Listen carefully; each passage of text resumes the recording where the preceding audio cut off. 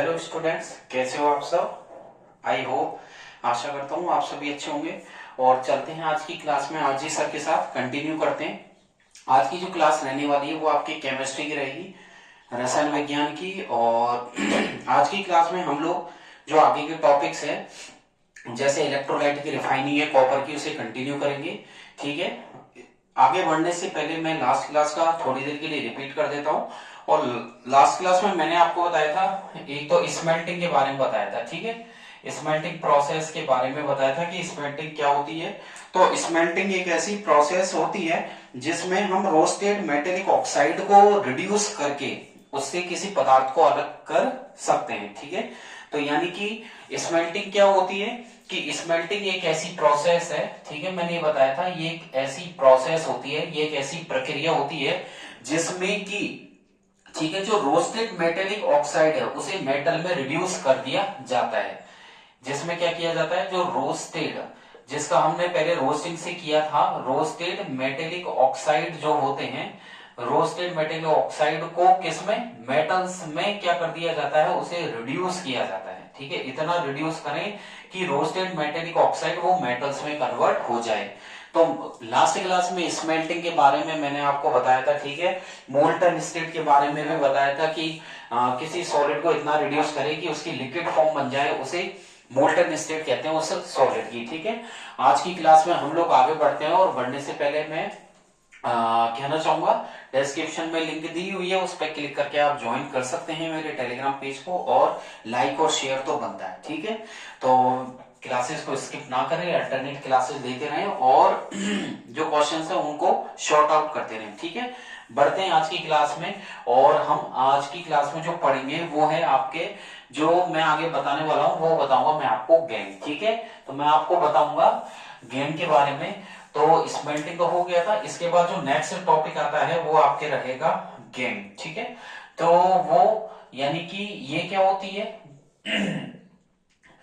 Game जो होती है ये हमारे जो इम्प्योरिटीज होती है ओट्स के अंदर जो गंदगियां होती है उसे गेम बोलते हैं। यानी कि मैं यहाँ पर स्क्रीन पर मेंशन कर रहा हूं।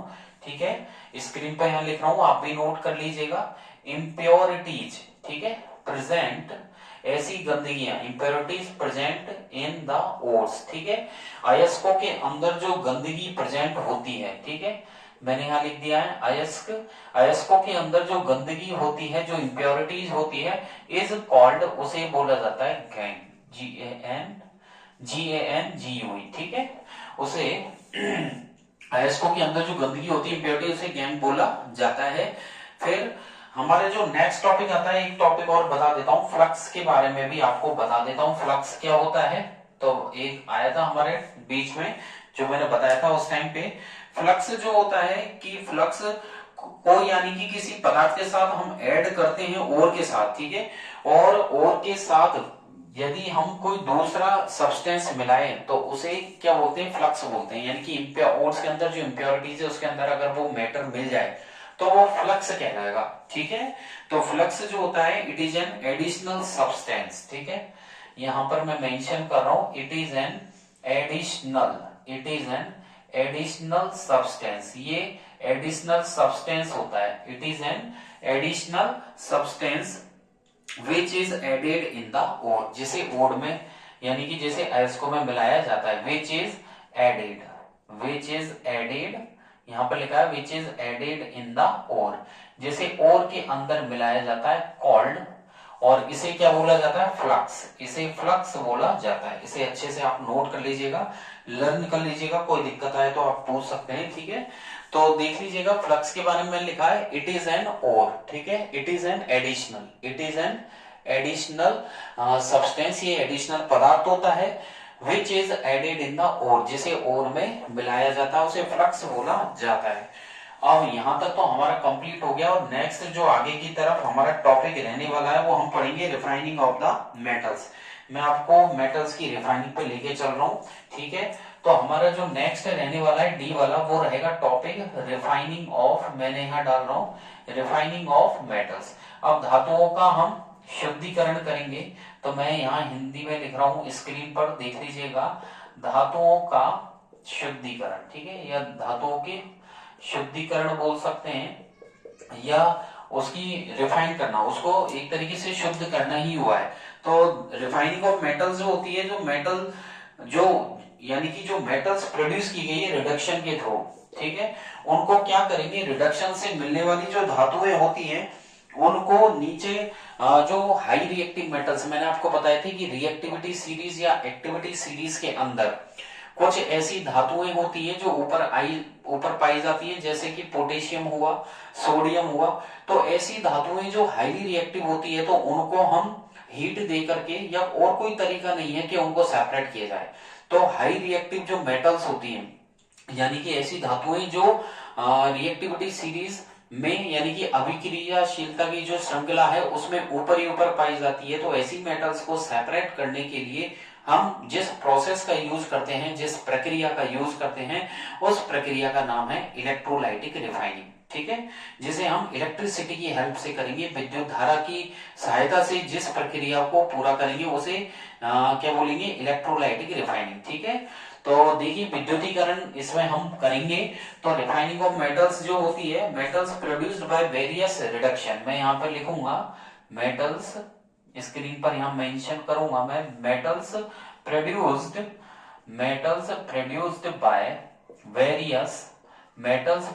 बाय वेरियस रिडक्शन, ठीक है।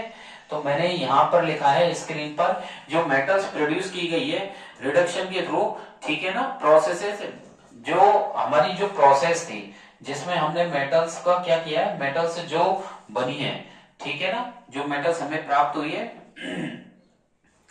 और जो मेटल्स की थी, जो डिटेल मैंने अब तक पढ़ाई है आपको, जो भी हम प्योरिफिकेशन किया है, तो धातुएं यानी कि metals produced by various reduction processes described above, ठीक है, नॉट प्योर, वो पूरी तरीके से प्योर नहीं है, कि जैसे हमने रोस्टिंग पढ़ा था, ठीक है, रोस्टिंग में हमने सल्फर की इंप्योरिटीज को अलग किया था, तो उसमें हमने जैसे ZnS से जिंक सल्फाइड, तो उसको ऑक्सीजन से रिएक्ट करवाया था तो जिंक ऑक्साइड बना, देन सल्फर डाइऑक्साइड था, फिर जिंक ऑक्साइड को दोबारा गर्म किया तो जिंक मिला।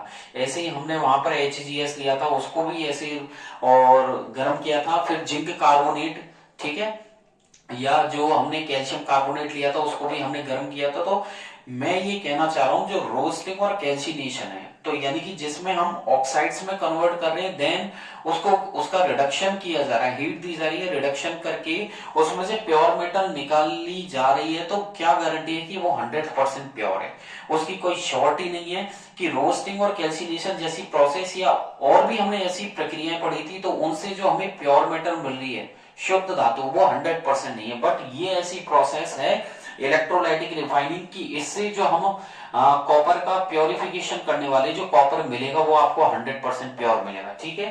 तो यानी कि डेस्क्राइब्ड अबव नॉट प्योर, ठीक है ना, फुल स्टॉप लगा ही दिया मैंने। दे कंटेन, उनमें कई तरीके की गंदगियां रह ही जाती है, तो मैं यहां लिखूंगा कंटेन दे कंटेन इम्प्योरिटीज, इनके अंदर जो अशुद्धियां रहती हैं, तो यहां पर मैंने लिखा है they contain impurities which must be removed, उनको निकालना भी जरूरी होता है, ठीक है। तो ऐसी गंदगियां जो रह गई हैं उनको भी निकालना अलग होता है, विच जरूरी है, विच मस्ट बी रिमूव्ड, उन्हें निकालना जरूरी होता है, विच मस्ट बी रिमूव्ड, ठीक है। और निकालना क्यों जरूरी है, क्योंकि हमें क्या चाहिए, प्योर मेटल, टू ऑब्टेन, ठीक है, टू ऑब्टेन प्योर मेटल्स, क्योंकि हमें शुद्ध धातुएं उनसे प्राप्त करनी है, अंडरस्टैंड। तो शुद्ध धातु को प्राप्त करने के लिए हम यहाँ पर इलेक्ट्रोलाइटिक रिफाइनिंग अब करने वाले हैं। तो बढ़ते हैं आगे की तरफ, और जो मोस्ट कॉमन मेथड है जो प्योर करने का, ठीक है, वो है इलेक्ट्रोलाइटिक रिफाइनिंग। तो यहाँ पर मोस्ट कॉमन जो मेथड है वो है इलेक्ट्रोलाइटिक रिफाइनिंग, इसे अच्छे से अपने माइंड में सेट कर लीजिए, ठीक है।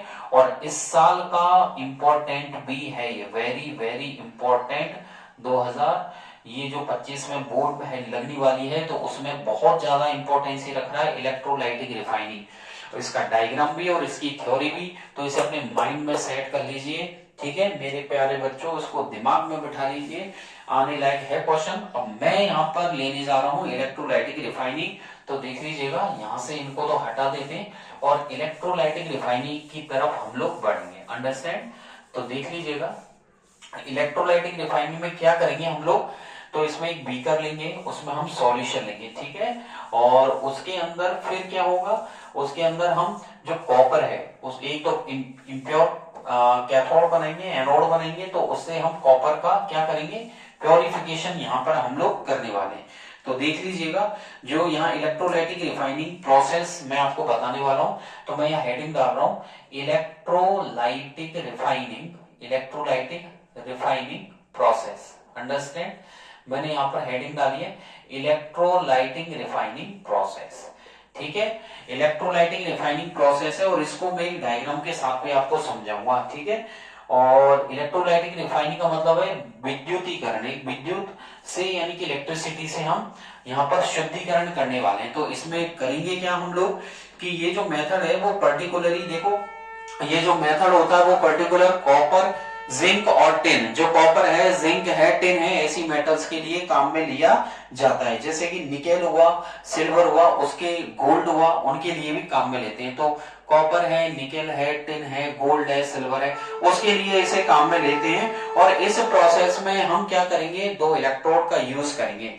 तो आइए चलते हैं, इस टॉपिक की तरफ बढ़ते हैं। और आप भी नोट कीजिएगा कि दिस मेथड इज पर्टिकुलरली, मैं यहां पर लिखने वाला हूं दिस मेथड, ये जो तरीका है, this method is particularly, this method is particularly, ठीक है। ये जो मेथड है वो किस लिए यूज किया जाता है, किन किन मेटल्स के लिए, use to refine, used to refine, refine का मतलब शुद्ध करना, ठीक है। मैं यहां पर लिख रहा हूं ब्रैकेट में शुद्ध करना। यूज टू रिफाइन कौन कौन सी हैं, तो देख लीजिएगा, एक तो है कॉपर, कॉपर के लिए यूज होता है, जिंक है, ठीक है, मैंने आपको भी बताया था कॉपर, जिंक, ठीक है। टिन है आपके, निकेल है, सिल्वर है, अंडरस्टैंड, गोल्ड है।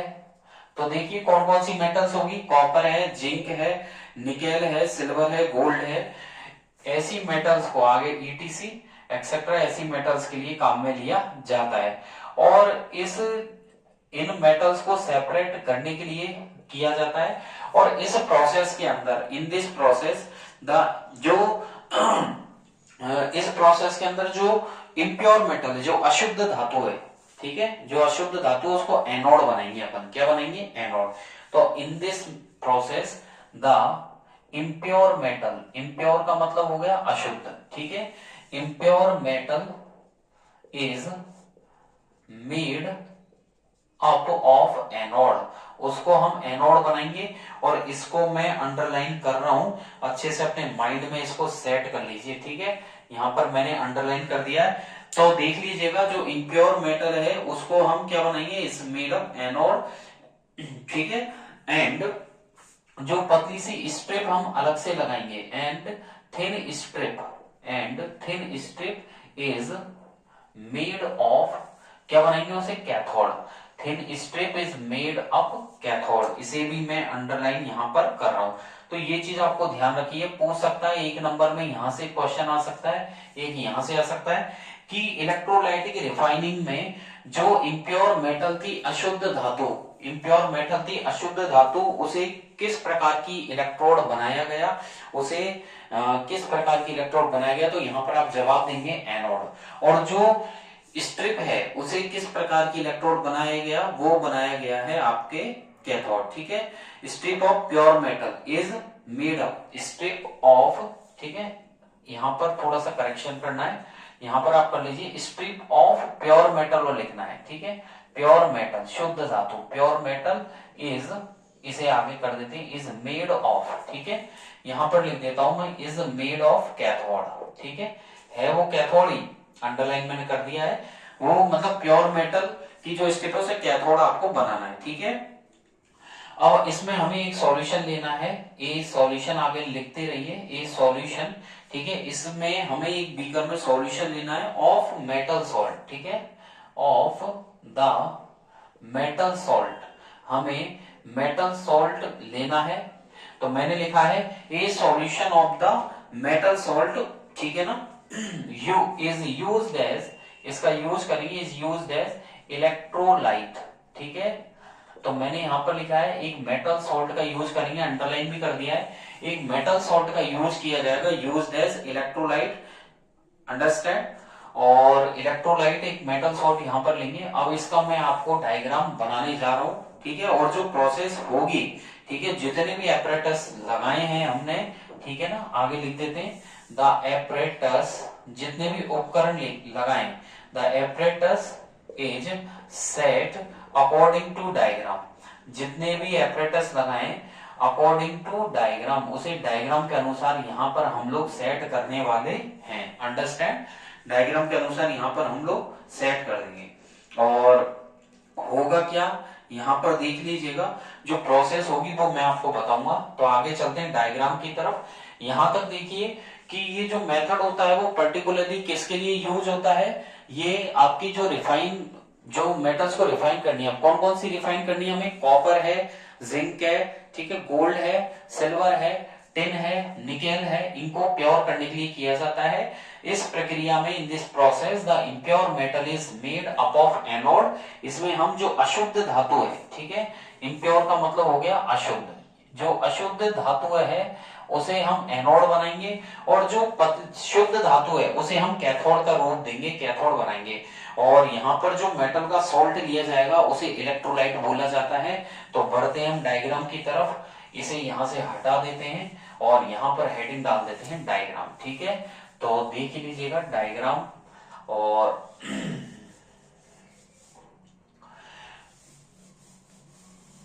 डायग्राम की तरफ बढ़ते हैं हम लोग। तो मैं यहाँ पर हेडिंग डालने वाला हूं डायग्राम, तो देख लीजिएगा डायग्राम, आपको पेंसिल को शार्प कर लीजिए, स्केल का यूज करके बनाना है डायग्राम। तो सबसे पहले हम लोग बनाते हैं एक बीकर, ठीक है।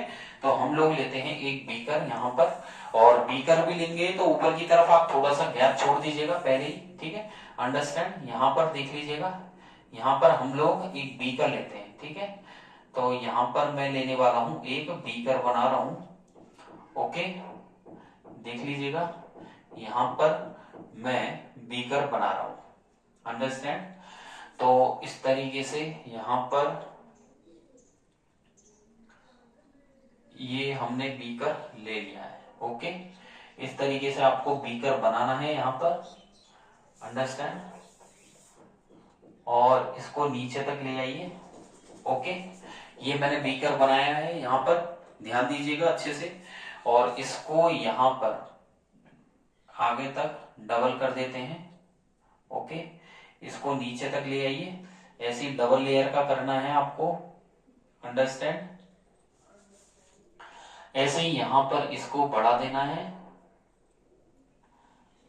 ओके। इसको भी यहां पर डबल कर देंगे। आपको स्केल का यूज करना है, बिना स्केल का यूज करके नहीं बनाना है, मैं बता रहा हूं आपको, ठीक है। बिना स्केल का यूज करके यहां पर आप लोग नहीं बनाएंगे, ओके। ऐसे ही यहां पर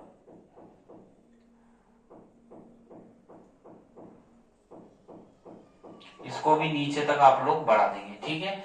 देख लीजिएगा अच्छे से बीकर को तैयार कर दीजिए, और बिल्कुल बराबर होनी चाहिए, अंडरस्टैंड। थोड़ा सा आपको लगे तो आप लोग इसे ऊपर नीचे यहाँ पर इक्वल कर सकते हैं, अंडरस्टैंड। इसके बाद यहाँ पर दो इलेक्ट्रोड ले लिए, स्टैंड भी हम लोग बनाएंगे ही नीचे, ओके।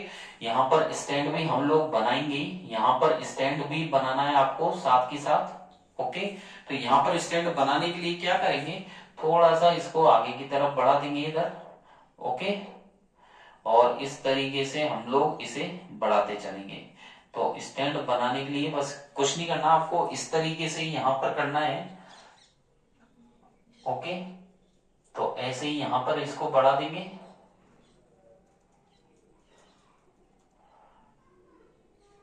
ओके। और इसको भी नीचे तक ऐसे बढ़ाते चलिए,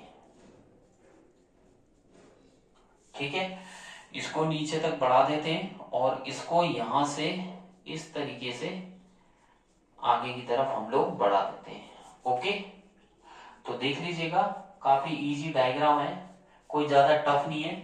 आप 2 से 3 बार कम से कम इसको, एक बार में तो देख के कर लीजिएगा, फिर सेकंड टाइम थर्ड टाइम आप करें तो क्या कीजिएगा, बिना देखे इसकी प्रैक्टिस कीजिएगा। अंडरस्टैंड। इस तरीके से हम लोगों ने स्टैंड इसका बना दिया है, तैयार कर दिया है, जिस पर ये रखा हुआ है। ओके, यहाँ पर ये रखा हुआ रहेगा।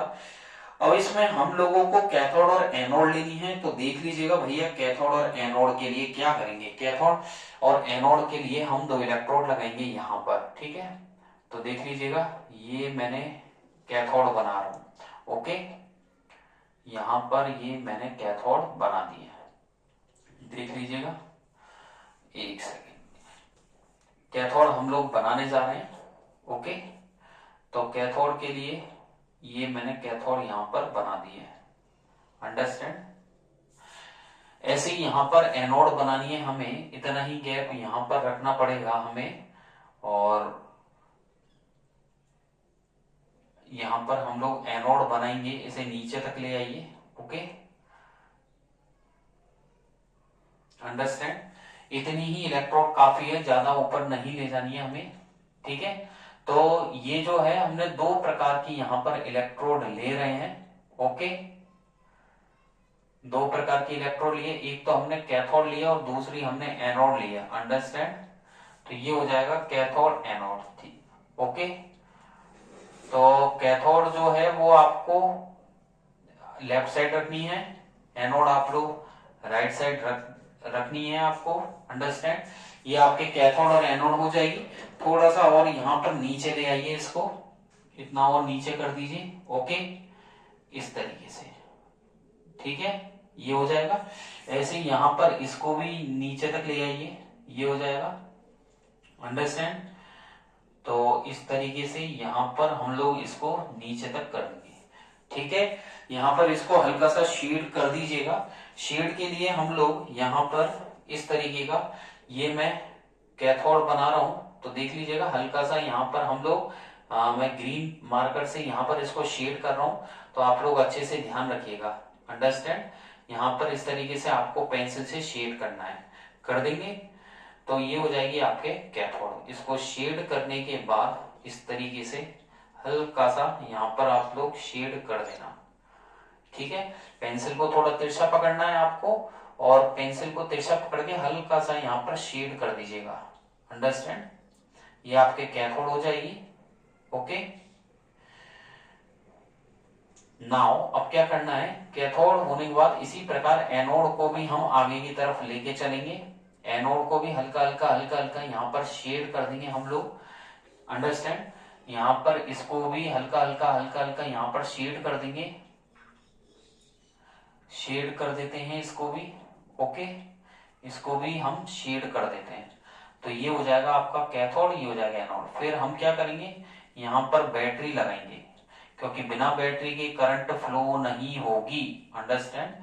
तो बिना बैटरी के करंट फ्लो नहीं होगी, तो करंट फ्लो करने के लिए हमें क्या चाहिए, यहाँ पर बैटरी की आवश्यकता पड़ेगी। ओके, तो यहाँ पर बैटरी हमें लगानी पड़ेगी।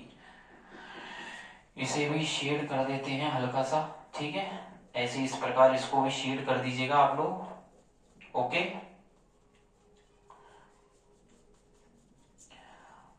ये हो जाएगा आपका कैथोड और ये हो जाएगा आपका एनोड। कर देंगे। पेंसिल को थोड़ा लाइट चलाना है, ज्यादा डार्क नहीं चलाना है, ज्यादा प्रेस पेंसिल के ऊपर नहीं करना है। अंडरस्टैंड। हल्का हल्का आप लोगों को प्रेशर देना है बस। अंडरस्टैंड। ये हो जाएगा आपके, ओके, ये हो जाएगा आपका कैथोड और इधर हो जाएगा आपका एनोड। अब ऊपर हम लोग बैटरी से इसको कनेक्ट करेंगे। अंडरस्टैंड। तो हम बैटरी जो लगाएंगे इस तरीके से, ये बैटरी लगा रहे हैं हम, देख लीजिएगा बैटरी का कनेक्शन कर रहे हैं, तो बैटरी हम लगाएंगे इस प्रकार। अंडरस्टैंड। तो पहले तो हमने लगा दिया यहाँ पर स्विच। ओके, दिख रहा है आपको, क्लियर दिख रहा होगा। यहाँ पर हमने स्विच ऑन कर दिया है। देन हम लोग यहाँ पर बैटरी लगाएंगे, तो ध्यान रखना इधर तो आपको नेगेटिव रखना है। क्या रखना है, इधर नेगेटिव। देन पीछे की तरफ आपको पॉजिटिव रखना है। ओके, हो जाएगा, वेरी गुड। तो यहाँ पर आपको नेगेटिव रखना है, देन पीछे की तरफ आपको पॉजिटिव रखना है। ओके, इसको नीचे की तरफ हम लोग बढ़ा देते हैं, तो देख लीजिएगा ये हो गया आपका प्लस वाला टर्मिनल, ये हो गया माइनस वाला। ये आपका स्विच है जिसको के नाम दिया गया है। अंडरस्टैंड। ये आपके कैथोड हो जाएगी, यहां पर मैं लिख देता हूं कैथोड, ये आपकी कैथोड हो जाएगी। तो ये क्या है, प्योर कॉपर है, क्या है ये, प्योर कॉपर, अंडरस्टैंड। ऐसे ये आपकी क्या हो जाएगी, एनोड हो जाएगी, ओके। यहां पर लिख देता हूं मैं एनोड, अंडरस्टैंड। ये मैंने एनोड लिख दिया है, इसको भी थोड़ा सा डार्क कर देते हैं यहाँ, ठीक है, इस प्रकार से थोड़ा सा डार्क कर देते हैं, ओके, ध्यान रखिएगा।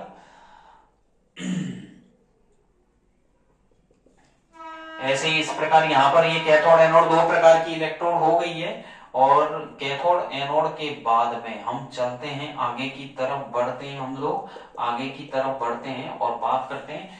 ये एनोड हो गई है, एनोड के बाद जो ये एनोड है इसको हम इम्प्योर क्या नाम देंगे, इम्प्योर कॉपर नाम देंगे, इसको नाम देंगे हम इम्प्योर कॉपर। तो ये आपके प्योर कॉपर, इम्प्योर कॉपर। अंदर की तरफ हम जो भरने वाले हैं इसमें, वो हम लोग भरेंगे जो कॉपर सल्फेट है, कॉपर सल्फेट इसके अंदर हम लोग डालेंगे, क्या डालेंगे इसके अंदर, कॉपर सल्फेट। तो देख लीजिएगा इसके अंदर हम कॉपर सल्फेट भरने वाले हैं, ओके। तो कॉपर सल्फेट यहाँ पर एसिडिफाइड कॉपर सल्फेट लेना है। कैसा कॉपर सल्फेट लेना है, एसिडिफाइड, यानी कि एसिड मिला हुआ कॉपर सल्फेट आप लोगों को यहाँ पर लेना है, ओके। यहाँ पर यानी कि कॉपर सल्फेट में हम थोड़ा सा यानी कि एसिड मिला करके, तो एसिडिफाइड आपको लोगों को यहाँ पर लेना होगा, अंडरस्टैंड।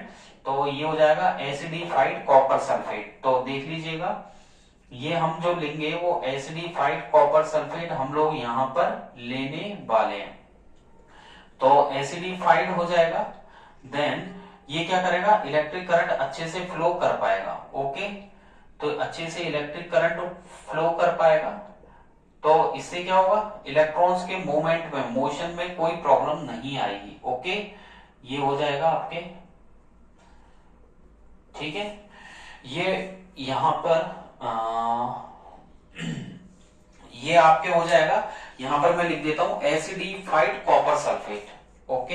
ये मैंने लिख दिया है यहां पर एसिडिफाइड कॉपर सल्फेट। आपको एसिडिफाइड कॉपर सल्फेट सॉल्यूशन लेना है, ठीक है, solution, acidified copper sulphate solution, understand. ये आपके टैंक हो जाएगा जिसमें हम लोगों ने ये सब कुछ प्रैक्टिकल किया है, अंडरस्टैंड। ये आपके क्या हो जाएगा, नीचे स्टैंड हो जाएगा। तो देख लीजिएगा ये हमारा स्टैंड है जिस पर ये जो बीकर है यानी कि ये जो टैंक है वो रखा हुआ है, अंडरस्टैंड। तो मैंने यहाँ पर बना दिया है, ये इसका मैंने यहाँ पर थोड़ा सा मैं इसको शेप दे रहा हूं, तो इस तरीके से आप लोग भी दे सकते हैं, ठीक है, थोड़ा ठीक लगेगा। तो इस तरीके से आप लोग यहाँ पर शेप दे दीजिएगा, तो इससे क्या है कि डिजाइन आप लोग देंगे तो उससे अच्छा भी लगेगा, अंडरस्टैंड। इससे क्या थोड़ा अट्रैक्टिव हो जाता है डायग्राम। तो यहाँ पर जो एक प्लेटफॉर्म है यानी कि जो बेस है इसका, तो वहां पर हम लोगों ने क्या रखा हुआ है, उस पर टैंकर रखा हुआ है, स्विच ऑन हमने कर ही दिया है। यहाँ पर आपको प्लस साइन लेना है, ठीक है, ये हो जाएगा प्लस और ये हो जाएगा आपका माइनस। तो माइनस वाले को, कैथोड को माइनस से कनेक्ट करना है, ध्यान रखना, एनोड को प्लस से कनेक्ट करना है, अंडरस्टैंड।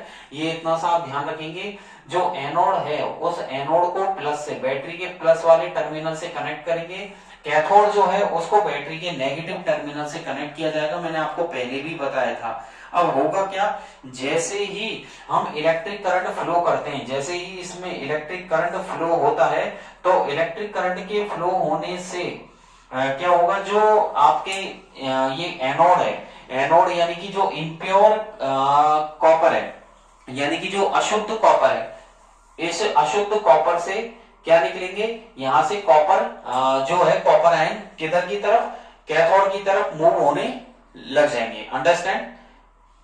तो यानी कि हम जब इलेक्ट्रिक करंट फ्लो करेंगे इसमें, तो एनोड जो है यानी कि अशुद्ध जो कॉपर है, इससे कॉपर आयन हमारे प्योर कॉपर की तरफ मूव होने लग जाएंगे। वो इस तरीके से होंगे कि इम्प्योर से वो प्योर की तरफ मूव होने लग जाएंगे। तो देख लीजिएगा इस तरीके से, यहां पर ये मैं दिखा रहा हूं, ये हो गया, अंडरस्टैंड। और इस तरीके से ये हो जाएगा, ठीक है, ऐसे यहां पर ये हो जाएगा, यहां पर इस तरीके से।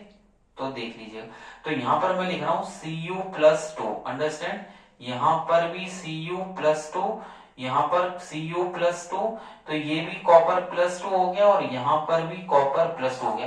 तो इस तरीके से इम्प्योर कॉपर से यानी कि अशुद्ध कॉपर से प्योर कॉपर की तरफ कैथोड की तरफ आयंस मूव होने लग जाएंगे और जो गंदगी है इम्प्योरिटीज वो एनोड के नीचे जमा हो जाएगी। तो यहाँ पर ये जो गंदगी है तो वो इस तरीके से यहाँ जमा हो जाएगी, ठीक है।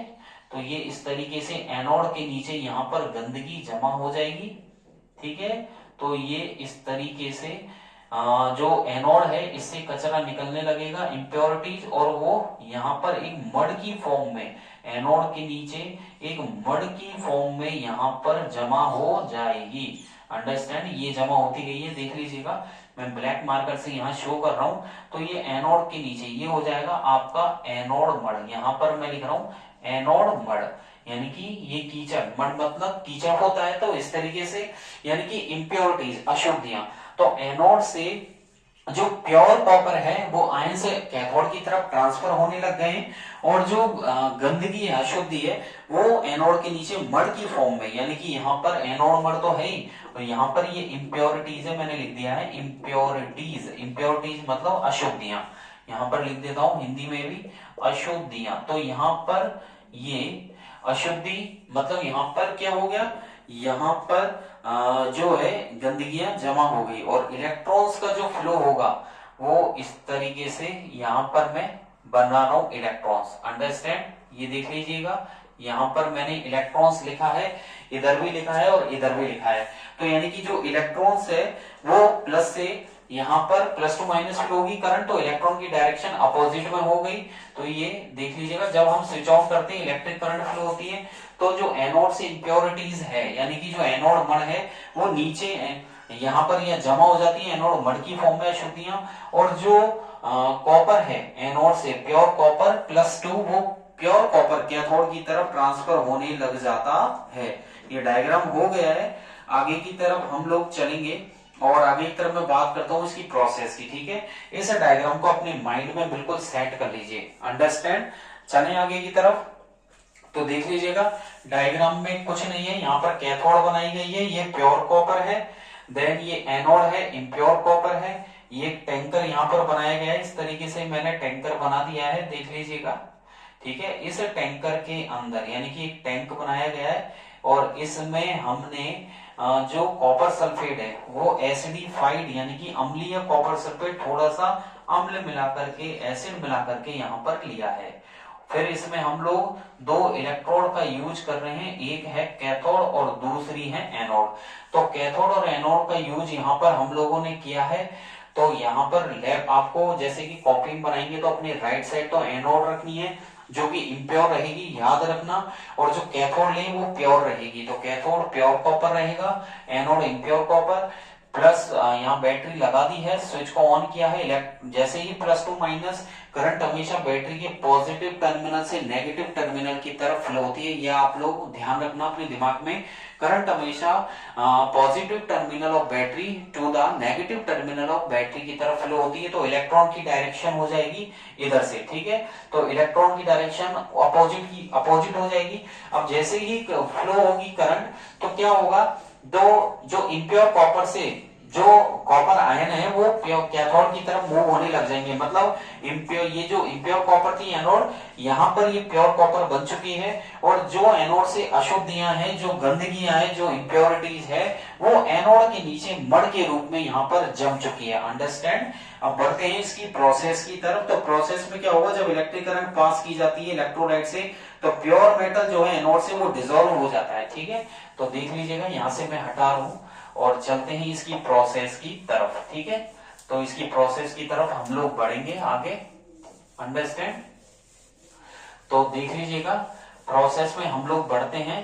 तो प्रोसेस में ज्यादा कुछ नहीं है, बहुत इजी है कि जब जो इलेक्ट्रोलाइट लिया गया और यहाँ पर जो इलेक्ट्रोलाइट लिया है हमने, यहाँ पर जो इलेक्ट्रोलाइट लिया उसका नाम क्या है, एसिडिफाइड कॉपर सल्फेट। यहाँ पर कौन सा इलेक्ट्रोलाइट लिया है, यहाँ पर हमने जो इलेक्ट्रोलाइट लिया है वो लिया है एसिडिफाइड कॉपर सल्फेट। अंडरस्टैंड। तो यहाँ पर हेडिंग डालने वाला हूं मैं प्रोसेस। तो मैं आपको अब इसकी प्रोसेस के बारे में बताऊंगा। तो अंडरस्टैंड। तो चलिए बने रहिए आगे तक। ठीक है, कंटिन्यू कीजिए, स्किप ना करें। तो देख लीजिएगा प्रोसेस। ऑन पासिंग करंट, यहां पर मैं लिख रहा हूं ऑन पासिंग करंट, जब करंट हम पास करेंगे थ्रू, किससे पास करेंगे, on passing current through the electrolyte, जो हमने इलेक्ट्रोलाइट लिया है। और यहां पर जो इलेक्ट्रोलाइट लिया गया है वो है acidified copper sulphate, pure metal, जो एनोड से प्योर मेटल है, ठीक है, प्योर मेटल, यहां पर मैं लिख रहा हूं प्योर मेटल फ्रॉम एनोड, जो एनोड है इससे जो प्योर मेटल है, जो शुद्ध धातु है एनोड से, वो क्या हो जाएगी, इस इलेक्ट्रोलाइट के अंदर घुल जाएगी, ठीक है, डिसॉल्व इनटू द इलेक्ट्रोलाइट, इस इलेक्ट्रोलाइट के अंदर घुल जाएगी, अंडरस्टैंड। तो जो प्योर मेटल है एनोड से वो इलेक्ट्रोलाइट के अंदर घुल जाएगी, ठीक है, और वो कैथोड पर धीरे धीरे जमा भी हो जाएगी, एंड गेट डिपॉजिटेड, और वो धीरे धीरे डिपॉजिटेड का मतलब होता है जमा होना, वो धीरे धीरे कहां डिपॉजिट हो जाएगी, डिपॉजिटेड एट कैथोड, वो कैथोड पर डिपॉजिटेड हो जाएगी, अंडरस्टैंड। और जिससे क्या होगा, कैथोड जैसे जैसे कैथोड पर जमा हो जाएगी तो इससे क्या होगा, कैथोड मोटा होता जाएगा, ठीक हो जाएगा, ठीक है। तो मैं आगे लिख रहा हूं यहां पर कैथोड्स गेट थिकर, इससे कैथोड क्या हो जाएगा, मोटा हो जाएगा, ठीक है, जैसे ही, क्योंकि कैथोड पर जमती जाएगी वो गेट थिकर, ठीक है। और जो गंदगियां हैं, जो इम्प्योरिटीज है, ठीक है, जो एनोड से निकली है इम्प्योरिटीज, और जो इम्प्योरिटीज है अशुद्धियां, वो क्या हो जाएगी, सेटल डाउन, ठीक है, सेटल डाउन एट, किसके नीचे, वो एनोड के नीचे मड की फॉर्म में जम जाएगी, ठीक है, एट, यहां कर देते हैं एट की जगह एज कर देते हैं, एज एनोड मड, ठीक है। तो यानी कि जो गंदगियां है वो एनोड मड के रूप में जमा हो जाएगी, ठीक है। अब यहां पर आगे की तरफ हम लोग इसमें पढ़ेंगे कि एनोड पर क्या हो रहा है, तो मैं यहां पर हेडिंग डाल रहा हूं एट एनोड। तो देख लीजिएगा एनोड पर क्या होगा, तो एनोड पर जो कॉपर है, ठीक है, हमारा जो कॉपर है इसमें से देख लीजिएगा कॉपर +2, 2 इलेक्ट्रॉन प्लस 2 इलेक्ट्रॉन यहां पर निकल जाएंगे, यानी कि एनोड पर होगा रिडक्शन, ऑक्सीडेशन, एनोड पर क्या होगा, ऑक्सीडेशन होगा, ये आप लोग ध्यान रखिएगा, ठीक है। यहां पर मैंने लिखा ऑक्सीडेशन, यानी कि इलेक्ट्रॉन का लॉस हो रहा है, तो कॉपर से कॉपर +2, और जो 2 इलेक्ट्रॉन है यहाँ पर, ये 2 इलेक्ट्रॉन निकल रहे हैं, यानी कि ऑक्सीडेशन हो रहा है, ठीक है, इलेक्ट्रॉन का लॉस हो रहा है। अगली बात करें कैथोड की, तो देख लीजिएगा सेकंड हेडिंग में डालने वाला हूं यहाँ पर एट कैथोड। कैथोड पर देखिए क्या होगा, कैथोड पर क्या होगा, तो जो कॉपर है, ठीक है, तो कैथोड पर क्या होगा, जो हमारा Cu+2 कैथोड पर आ चुका है, प्लस यहाँ पर 2 इलेक्ट्रॉन लेकर के वो बना देगा कॉपर, यानी कि यहाँ पर होगा रिडक्शन, क्या होगा यहाँ पर रिडक्शन, अंडरस्टैंड, क्योंकि इलेक्ट्रॉन का गेन करना रिडक्शन होता है और इलेक्ट्रॉन का लॉस करना ऑक्सीडेशन होता है। तो एनोड पर इलेक्ट्रॉन का लॉस हुआ है तो ऑक्सीडेशन हुआ है, और कैथोड पर इलेक्ट्रॉन गेन किए गए यानी कि रिडक्शन हुआ है, तो यहाँ पर Cu+2 + 2 electron equals to Cu, ठीक है। और कैथोड एनोड के बारे में तो मैं आपको बता ही चुका हूं कि एनोड एक नेगेटिव इलेक्ट्रोड होती है, ठीक है। तो यहाँ पर आपका ये चैप्टर 95% तक कंप्लीट हो चुका है, ठीक है। अगला जो क्वेश्चन आता है यहाँ पर निकल के वो कैथोड और एनोड का आता है, ठीक है, कि वो मैं आपको नेक्स्ट क्लास में बताऊंगा। तो आज की क्लास में तो इतना ही करेंगे, ठीक है। नेक्स्ट क्लास में मैं आपको कैथोड और एनोड के बारे में बताऊंगा कि कैथोड एनोड क्या होती है, और मैं आपको कोरोजन के बारे में भी कंटिन्यू करूंगा। तो आपके जो नेक्स्ट क्लास के हैं, ठीक है, नेक्स्ट क्लास के जो टॉपिक रहेंगे, एक तो कैथोड रहेगा, अंडरस्टैंड, एक आपके एनोड रहेगा, ओके। और फिर मैं आपको बताऊंगा कोरोजन, क्या बताऊंगा, कोरोजन, और इससे कोरोजन क्यों, कोरोजन जिस चैप्टर फर्स्ट में पढ़ा था संक्षारण, ठीक है, डिकेइंग मेटल्स, यानी कि मेटल्स का जो कोरोजन होता है वो किसकी वजह से होता है, और कोरोजन भी एक प्रकार का ऑक्सीडेशन होता है। तो कोरोजन और इसको रोकने के जो प्रिवेंशन है, इसके उपाय भी मैं आपको बताऊंगा, ठीक है। तो हमारे नेक्स्ट क्लास के टॉपिक रहने वाले हैं कैथोड एनोड, इनकी डेफिनेशंस है, कोरोजन है, और उसके प्रिवेंटिव मेथड है या प्रिवेंशन है। तो ये कुछ कोरोजन को अफेक्ट करने वाले फैक्टर्स को रोकने वाले हैं, तो मैं इसके बारे में भी आपको लास्ट क्लास में बताऊंगा, ठीक है। और जैसा कि मैं आपको बताता ही आ रहा हूं ठीक है। कि मैंने काफी टाइम बाद कमबैक किया अपने चैनल पर, ठीक है। पहले काफी टाइम पहले का था ये चैनल, फिर मैंने कमबैक किया है। तो आपको अल्टरनेट यहाँ पर मैं क्लासेस दे ही रहा हूँ, ठीक है। जैसा कि ये केमिस्ट्री की क्लास है, नेक्स्ट फिजिक्स की आएगी, और मैं कोशिश करूंगा, I will try to 100% from my side to complete your course before your exams. तो कोशिश मैं कर रही हूँ। फिर भी if you have any doubt when you reading, so you can ask me and type your queries and your doubts in the comment box, ठीक है। when तो आपको क्या वहां से प्रॉपर आंसर्स भी मिलेंगे। देन डिस्क्रिप्शन में मैंने RG sir Ocean of Science के नाम से एक टेलीग्राम की लिंक भी दी हुई है, जिसपे इस प्रकार का साइन बना हुआ है। देन उस पर क्लिक करके आप लोग मेरे टेलीग्राम पेज पर जा सकते हैं। वहां से जो डिटेल लिखी हुई है, जो मैं पढ़ाता हूँ यहाँ पर, वहां भी आपको मिलेगा, और डीप में मिलेगा, बहुत हाई लेवल अच्छा भी मिलेगा, ठीक है। लेवल भी उसका थोड़ा हाई है। तो आप और ज्यादा चाहते हैं कि हम कुछ और ज्यादा सीखना चाहते हैं, तो वहां से जरूर ज्वाइन कीजिएगा, ठीक है। और वीडियो को लाइक और सब्सक्राइब कीजिएगा, ज्यादा बेल आइकन पर क्लिक कर दीजिएगा, जिससे मैं कहता आ रहा हूं कि आपको मेरी तरफ से कोई भी जो भी लेटेस्ट नोटिफिकेशन मिले आपको, तो तुरंत आप तक पहुंचे, ठीक है। तो बेल आइकन पर क्लिक कर देना, और अपने फ्रेंड्स और ग्रुप में ज्यादा शेयर कीजिएगा, ठीक है। आज की क्लासेस में इतना ही। और अच्छे से पढ़ाई करते रहें, ठीक है। आपकी एग्जाम्स के लिए गुड लक, और आपका दिन बहुत अच्छा हो। अल्टरनेट क्लासेस लेते रहें। जैसे ही ये कंप्लीट होगी केमिस्ट्री, देन मैं इसका जो चैप्टर ये चल ही रहा है third, then fourth carbon and its compound को लेने वाला हूं। तो उसके लिए भी आपको बहुत वेट करना पड़ रहा है, ठीक है। तो ज्यादा वेट करने की जरूरत नहीं है। अभी थोड़े कुछ दिनों की और बात है, आपके लिए आरजी सर लेके आएंगे कार्बन एंड इट्स कंपाउंड, ठीक है। देन फिजिक्स में हम इलेक्ट्रिसिटी की तरफ बढ़ने वाले हैं, ठीक है। आज की क्लास में इतना ही। Thank you, bye bye.